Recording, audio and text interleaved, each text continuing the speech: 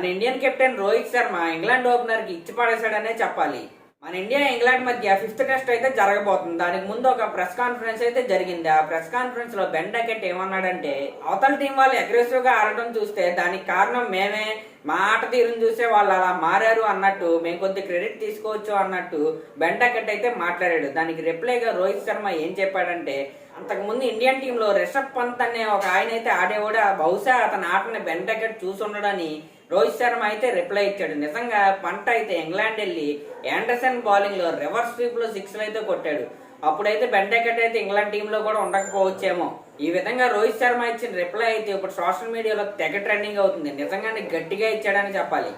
నిజంగా ఇంగ్లాండ్ వాళ్ళు మెక్కలో కోచ్ అయినప్పటి నుండి ప్రపంచ క్రికెట్ కి వీళ్ళే హిట్టింగ్ నేర్పించినట్టయితే తెగ ఫీల్ అయిపోతున్నారు. అంతకుముందు మన వీరేందర్ సెహ్వాగ్, సురేష్ రైనా, క్రిస్ గేల్ లాంటి బ్యాట్స్మెన్లు ఎంతో మంది ఫార్మెట్ కి సంబంధం లేకుండా అయితే ఆడేవాళ్ళు. వాళ్ళ ఆట అయితే ఇప్పుడున్న పిల్లల వీళ్ళకైతే తెలియదు అనుకుంటా. ఆల్రెడీ ఇంగ్లాండ్ మీద మన ఇండియా టెస్ట్ సిరీస్ అయితే గెలిచేసింది.